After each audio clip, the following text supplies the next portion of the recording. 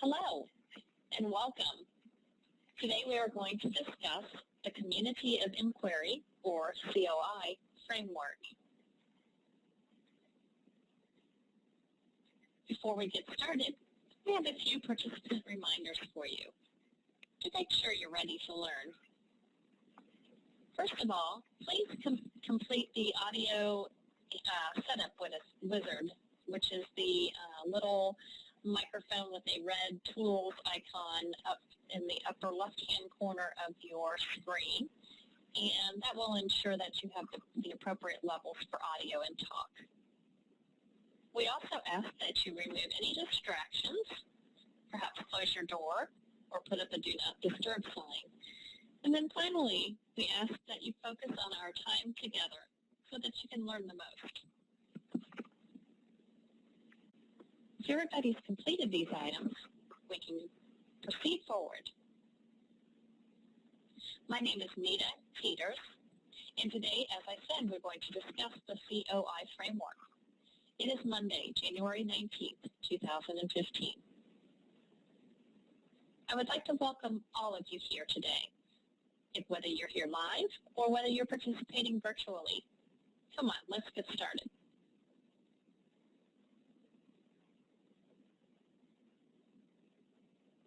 Have you ever thought about raising your hand in cyberspace? Well, I'm going to show you a little video to maybe pique your interest about this.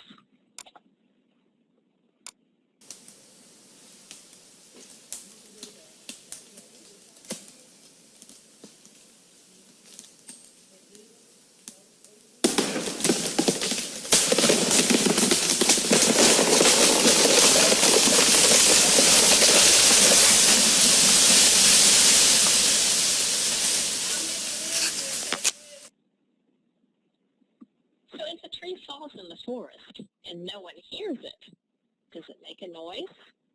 I'm sure you've heard this before. Well, I want to think about this in terms of raising your hand in cyberspace. What if no one sees your hand? Follow me here.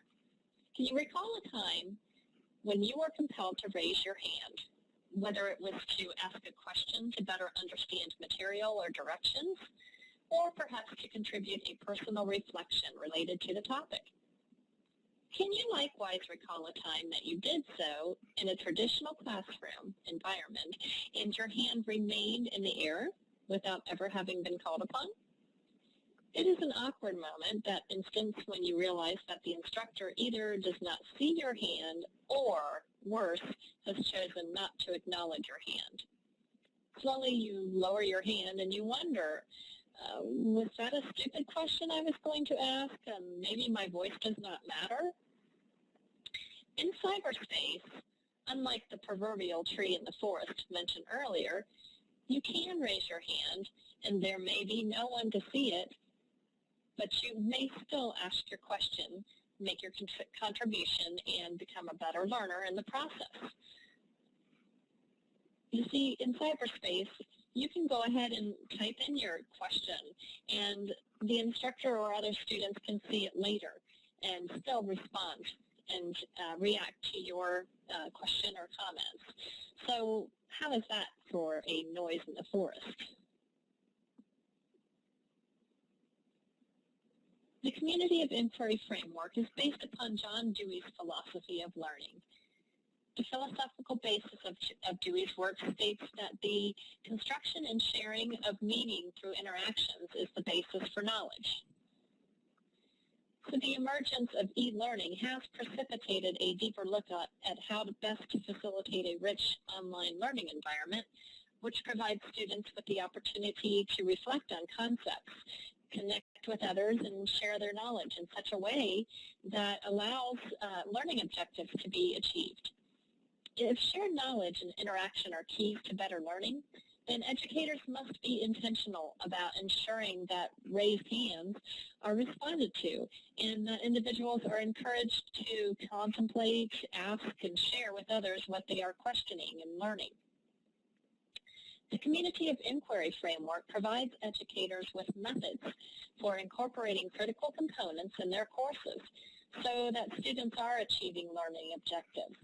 regardless of whether they are raising their hands, literally or figuratively.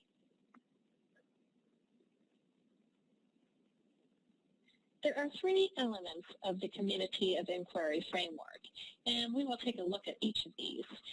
Here in the blue, you see a thinking person, and this image is representing the cognitive or inquiry and debate presence.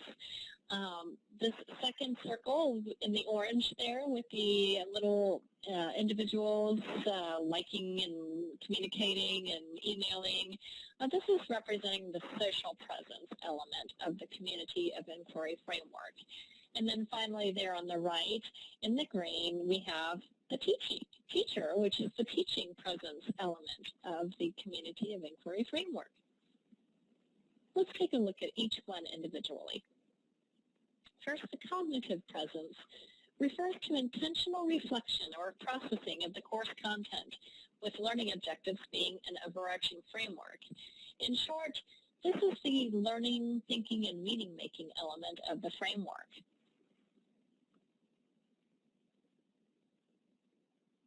Next, we have the social presence. And the social presence element represents the collaborative nature of a course. And online learning presents a unique challenge to facilitators to create an environment which cultivates for students a sense of belonging or identification with the group. Garrison cites research of himself and others which showed that an established community of learners enhances learning. So in other words, if you feel like you're part of the group, it's going to help you to better learn. So the social presence is really important. And finally, we have the teaching presence element of this framework. And Garrison cites Gunawardena, Holtz, and Turoff as having found that a structured and focused environment is important for sustaining interest of the participants. The presence of leadership and facilitation, or likewise the teaching presence, are key to successfully implementing such an environment. So there has to be structure, there has to be someone leading, and sometimes the leader is going to be the student sharing information with the others in the group. But the bottom line is that there must be a teaching presence element. And so successfully creating a course which incorporates all of these elements is going to be designing a course which is going to have the best impact on students according to this framework.